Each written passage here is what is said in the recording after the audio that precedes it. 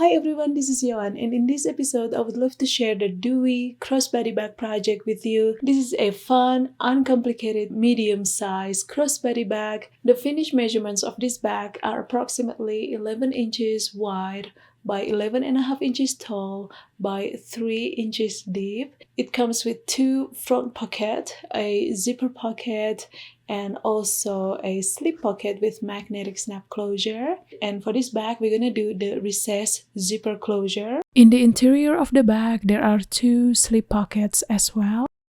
And you also have the option to convert this bag into a shoulder bag if you want a different look. You may also download the PDF cutting instructions.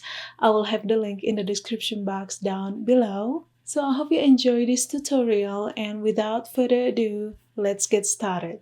First, we're gonna work on the front pocket panel. So go ahead and prepare panel 1 and panel 2. Fuse the wrong side of both panels with some fusible woven interfacing. I cut my interfacing half an inch smaller sidewise in order to minimize the bulk around the side seams. And you want to cut 1.5 inch square notches on both bottom corners of panel 2. Now let's prepare the zipper for the front pocket. You will need an all-purpose zipper that is at least 14 inches long. Lay panel 2 right side up and then take the zipper and lay that right side down with the zipper pull or the zipper start at your left hand side. Now take panel 3 and lay that right side down, of course aligning the top and the side edges. Secure them in place with some sewing clips and then sew along the top edges with 1/4 inch of seam allowance. Press the seams. As usual, I like using my hair marker. You may simply finger press or use iron on low setting, making sure that you're pressing the fold down so there is no excess fabric around the zipper tape. Once everything is nice and neat, go ahead and top stitch. Alright, so our lower pocket panel is done. Now we're gonna sew the upper panel of the zipper pocket. So go ahead and take panel 1. Now if your fabric has directional print, you wanna flip this to the opposite side so that the bottom panel will be facing up since we're gonna sew the bottom part. Now take the zipper and lay that right side down, aligning the top edges of the zipper with the bottom edges of the panel 1. Now you want to grab the bottom edges of panel 3 or the inner pocket piece, and then you want to fold that all the way up to the edges of the zipper. And of course you want to align everything. Now you want to secure them in place with some sewing clips and then sew with 1/4 inch of seam allowance. Once you've done that, go ahead and press and then top stitch. Now you want to take panel 4 and again you want to cut 1.5 inch square notches at the bottom corners. Next we're going to install the magnetic snap closure. So go ahead and measure 2 inches down from the top center edge of panel 4 and then put a little mark there. On the wrong side, you want to apply a little bit of fusible fleece to stabilize the area where you're going to install the magnetic snap closure. Then go ahead and install the male magnetic snap closure on that 2 inch point mark. Now you want to lay the zipper panel right side up and then lay panel 4 right side down. Now pin or clip them in place and then go ahead and sew along the top edges with 1/2 inch of seam allowance. Press the seams open and then fold the wrong sides together and then press again along the top edges and then top stitch. Alright, now you want to base stitch the sides and the bottom with 1/4 inch of seam allowance. Trim off any excess zipper and voila, our front zipper pocket is done. For the front and back exterior pieces, you want to cut 2 identical rectangles and then fuse the wrong side with fusible fleece that you cut 1/2 inch smaller all around. I did quilt my fabric after I applied the fusible fleece, so that's optional. I don't really think it's necessary, but if you fancy quilting, you can go ahead and do so. And of course, you want to cut the 1.5 inch square notches at the bottom corners. Now take the front pocket panel and lay that on the right side of the front exterior piece, aligning the bottom and the side edges. Now we're going to assess the position of the female magnetic snap closure. Take your fabric marker and then you want to mark where the hook of the male magnetic snap is sitting. Just put a little dot there. Since we've already applied the fusible fleece to this fabric, you don't have to add any other stabilizer, so you can go ahead and install the female magnetic snap right away. And once you've done that, you want to grab the pocket panel and lay that on the right side of the front exterior. You may hook the magnetic snap closure, and of course matching the sides and the bottom edges, and then you want to base stitch this with 1/4 inch of seam allowance. Now we're going to assemble the front and back exterior pieces, so go ahead and lay them right sides together, secure them in place with some sewing clips, and then sew the sides and the bottom with 1/2 inch of seam allowance. Then you want to open the bottom corners, match the side seams and the bottom seams, just like that, and then clip and then sew with 1/2 inch of seam allowance. Alright, so this is how your exterior shell should look like. Now let's turn this right side out. Now we're going to work on the ring tabs. So go ahead and cut a small rectangle, and then we're going to do the usual folding and pressing method to make a 1 inch strip. So you should end up with a 5 inch by 1 inch strip, and then go ahead and sew the long sides with 1/8 inch of seam allowance. Now you want to cut this strip in half, so go ahead and measure 2.5 inch and cut. So now you've got two 2.5 inch by 1 inch strips. For this project, I'm going to use these O-rings. They are 1.5 inch in diameter. Of course, you may also use the ones with 1 inch diameter, or you may also use D-rings instead. Just make sure that you use the 1 inch D-rings. Feed the strip through the hole of the ring, just like that. Position that right on the top edge of the side seams, aligning the raw edges and center the position, and then clip and then sew with 1/4 inch of seam allowance.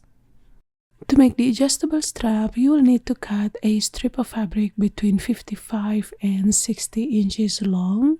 Since my fabric is only 44 inches wide, I needed to join 2 strips together in order to make a long strip. I joined my strip on bias just like when making binding tape. If you use cotton quilting fabric, you will need to apply fusible woven interfacing to the wrong side of your strap. So you want to cut the fusible interfacing 2 inches wide, about 1 inch shorter than the length of your strap. And of course, you want to center the position. And then you want to fold and press this pretty much the same way you did with the ring tab. However, you want to first fold the short ends towards the wrong side about 1/2 inch to hide the raw edges. And you want to do the same to the opposite side, of course. And then you want to sew this all around with 1/8 inch of seam allowance. And once you've done that, you can set this aside, and we're going to install this later after we assemble the bag. Now you want to prepare the interior pieces. So we've got panel 1 that you need to cut from the main fabric, and panel 2 that you cut from the lining fabric. Apply fusible woven interfacing to the wrong side of panel 1. I cut my interfacing 1 inch smaller sidewise, just so it wouldn't add too much bulk to the side seams. And then go ahead and sew panel 1 and panel 2 right sides together with 1/4 inch of seam allowance. Once you've done that, you want to head over to your ironing board and press the seams and then top stitch. Now we're going to work on the slip pockets. So prepare your pocket pieces and lay them right sides together. And then sew the long sides with 1/4 inch of seam allowance. Press the seams open, and then you want to turn the pocket piece right side out. Now you want to press this again and then top stitch along the top edges. Lay the pocket piece on the right side of the interior fabric, about 5 inches down from the top. Now you want to draw a line right on the center of the pocket. Simply measure 6.5 inches from the side edge, and this will be the seam line to divide the pocket into two. And then sew the sides with 1/4 inch of seam allowance and the bottom with 1/8 inch of seam allowance. Now we're gonna work on the zipper. So let's prepare the zipper panels, and we're gonna fold and press each panel. So hop over to your ironing board, fold the short end towards the wrong side, about 1/2 inch. You may need to use your sewing gauge because we want this to be pretty accurate. And then press. Repeat the same to the opposite side. Now you want to fold the long side towards the wrong side, about 1/2 inch. Again, you want to use your sewing gauge so that it will be more accurate. And then press. And repeat the same to the opposite side.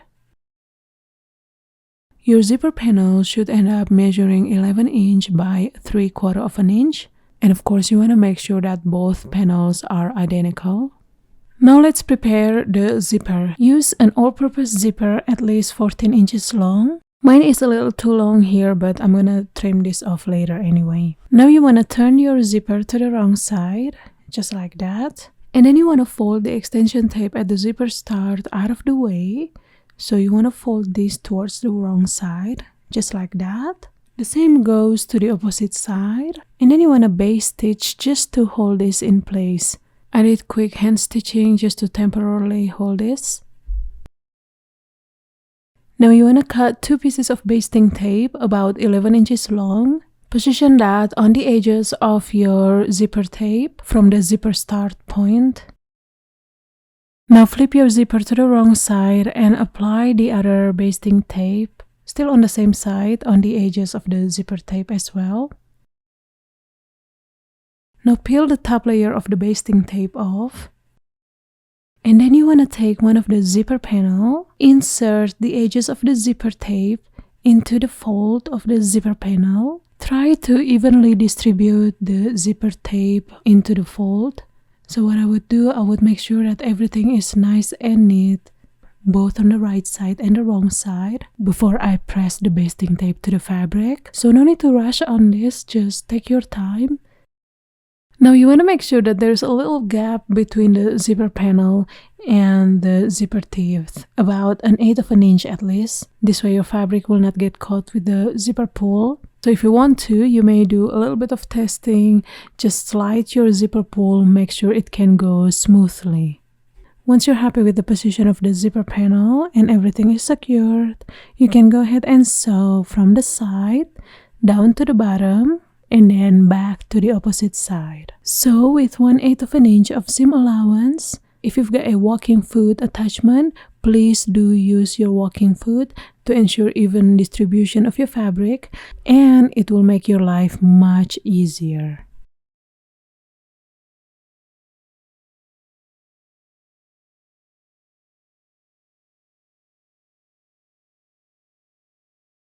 Now you want to attach the zipper panel for the opposite side exactly the same way.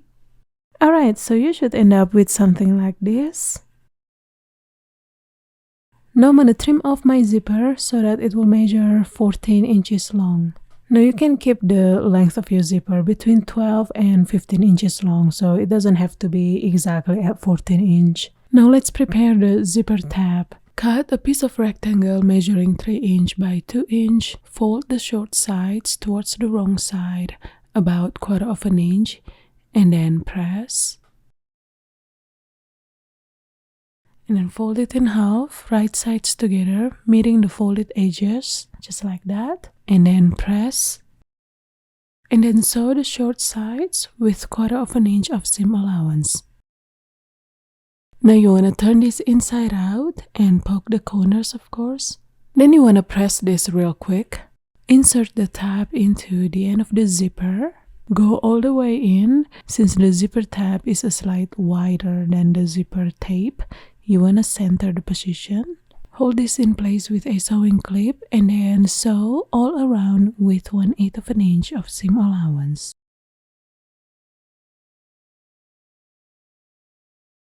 So the zipper is pretty much done and ready to go.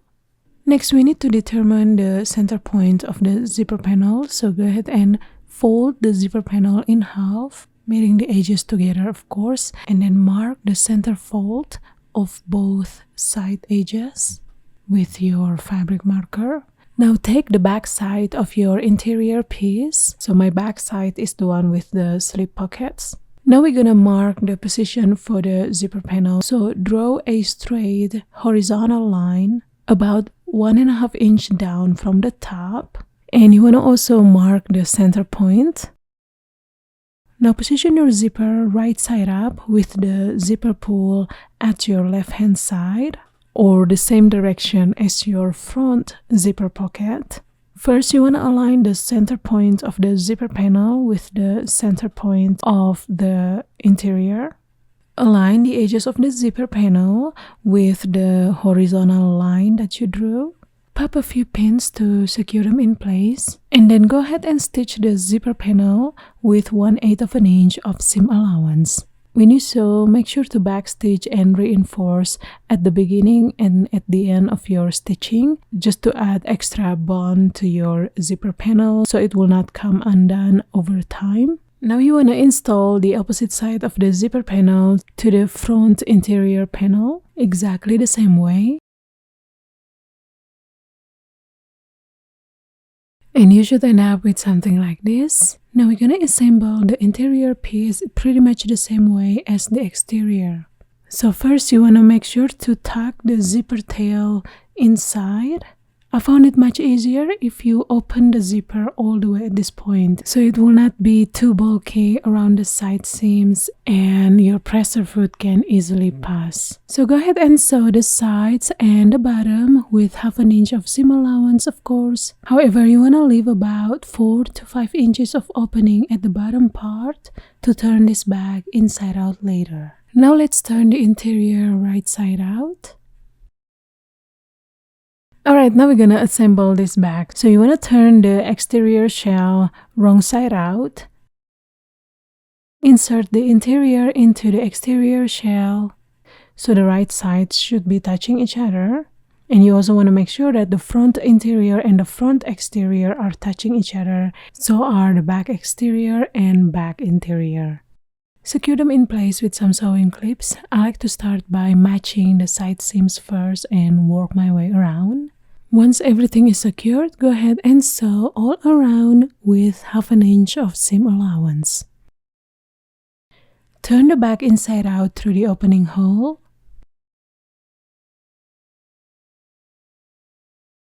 Now you want to neaten up the top edges. You can simply finger press this, or you may also press this with an iron. Once everything is nice and neat, go ahead and top stitch all around with 1/8 of an inch of seam allowance. Now fold the raw edges of the opening hole towards the wrong side and then sew along the edges to close the opening. Once you've done that, you can put the lining back inside and your bag is pretty much done at this point. Now we're gonna install the strap. So take your adjuster and then feed one of the end of the strap from the wrong side towards the right side and back to the wrong side. Have about 1.5 inch of clearance and then sew this in place. Just make a little rectangle about 1 inch wide or as close as you can to the adjuster. You may simply follow the existing seam lines at the bottom and the sides of the strap.